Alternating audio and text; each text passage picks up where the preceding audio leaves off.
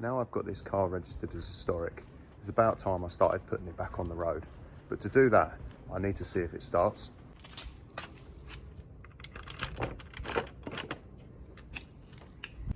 And before I can see if it starts, I need to uncover it.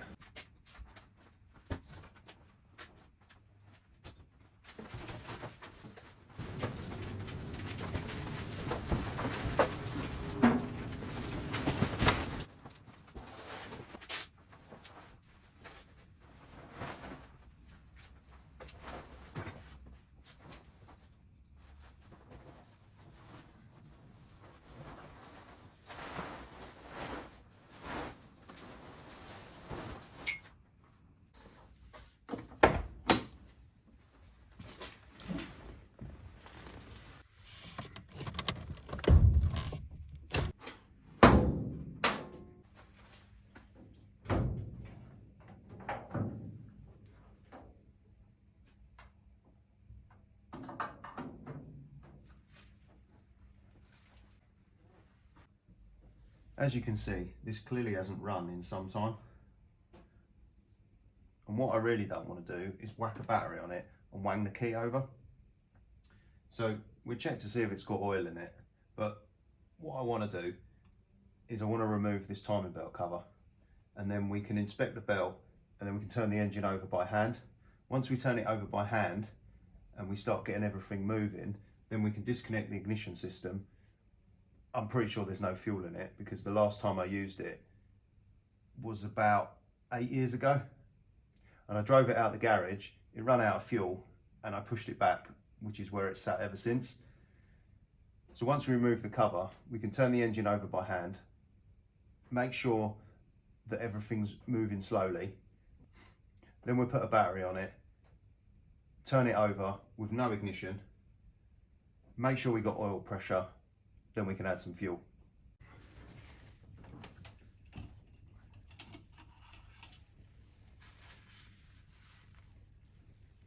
Still got oil in it. To be fair, it's pretty clean. Obviously didn't run it much since the last oil change.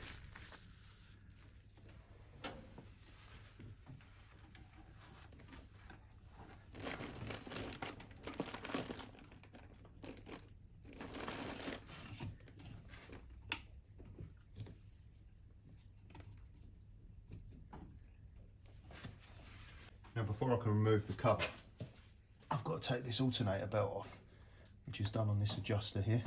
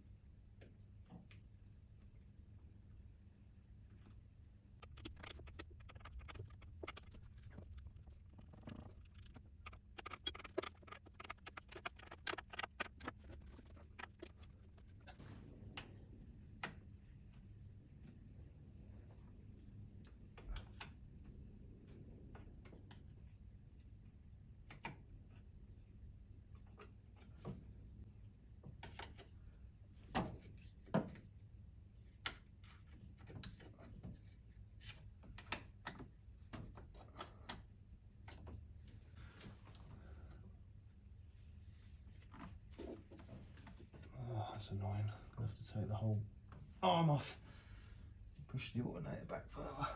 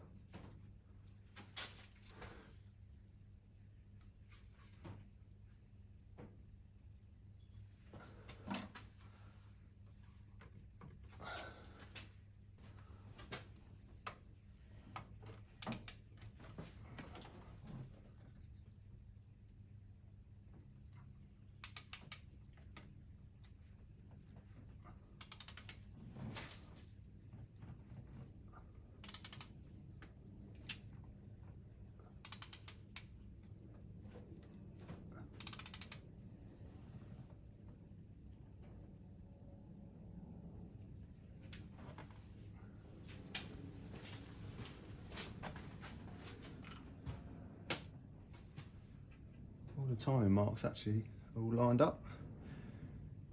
This little dot here has to line up with that cam mark there. This little dot lines up with this cam mark here. Down the bottom there's a little pointer that marks up with a little indent in the crank pulley, which is all lined up. We'll go over a couple of times. I haven't even removed the plugs. Just turning nice and freely. It's just a bit of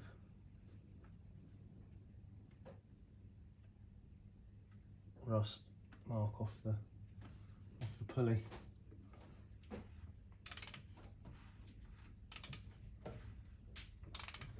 We've got compression.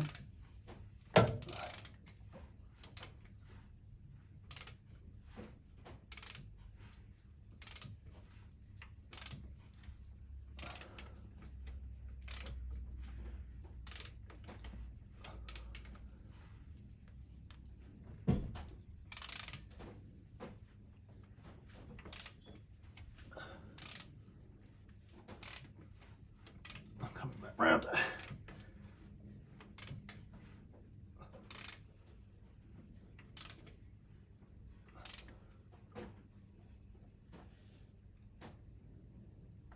And all my marks are still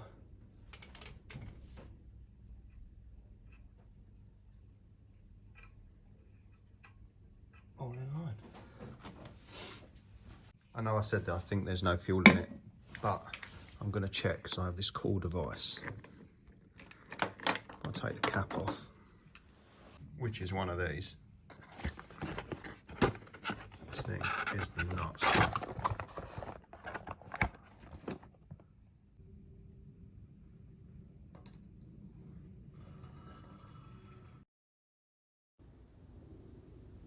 I didn't turn the sound on when I pressed record on the camera. Not that there should be any noise in here anyway, but you can see the tank's pretty empty. This is the swirl pot at the bottom of the tank. I like to flip the camera up the other way, or turn the screen round the other way.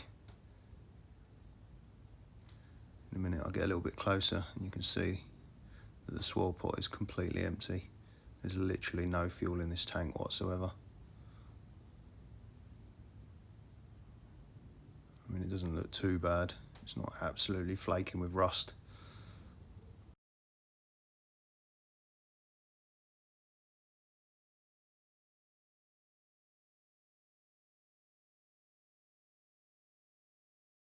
Let's just get rid of this cover for now. I need that for a minute.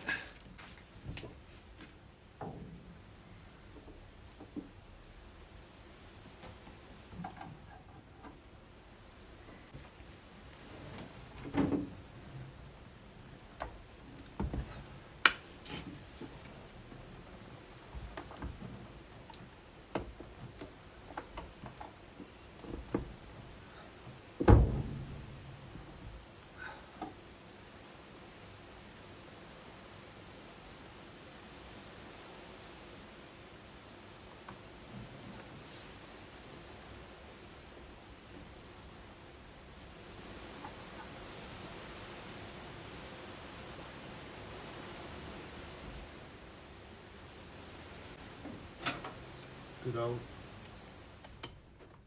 12mm for the positive, 13mm for the negative.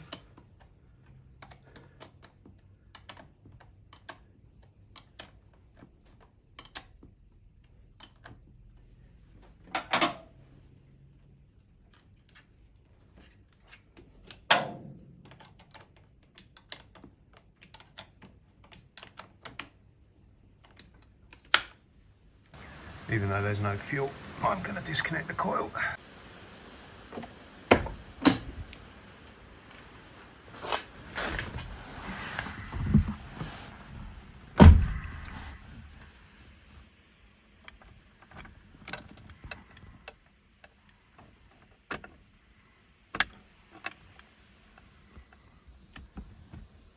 Right.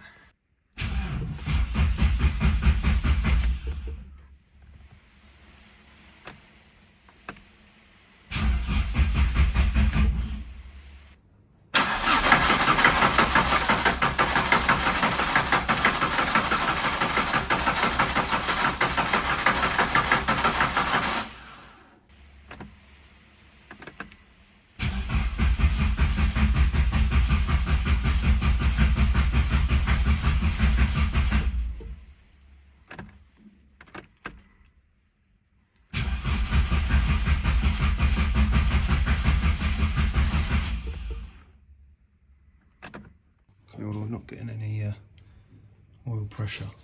Oh, the light is not going off.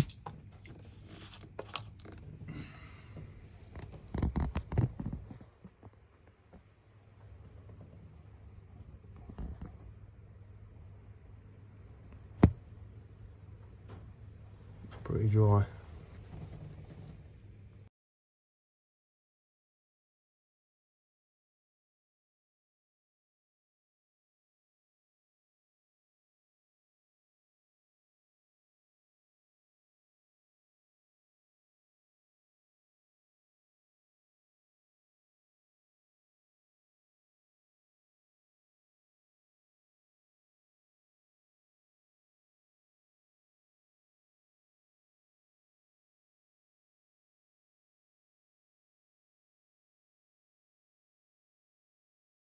Okay, I didn't film this, but what I've done is I've removed the bung on the side of the oil pump here, and I filled it with oil.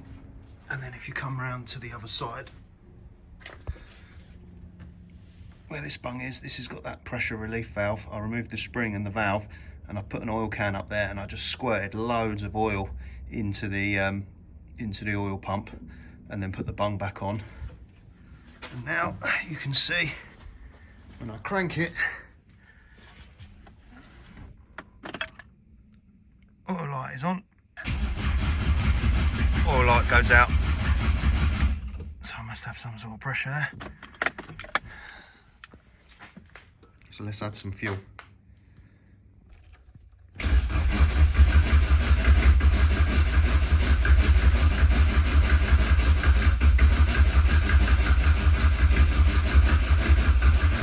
See that the oil pressure gauge is going up as well, so we've got oil pressure now.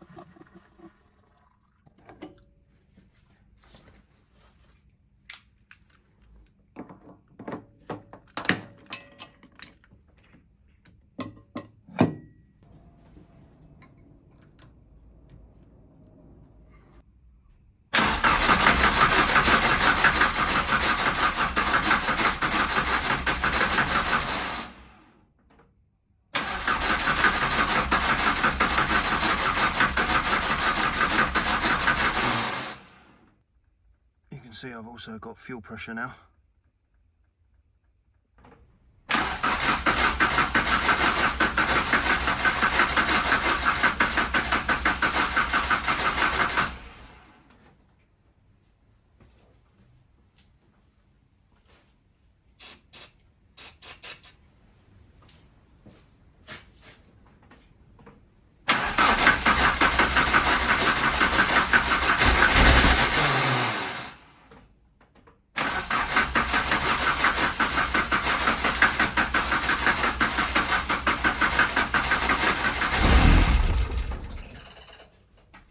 Come on.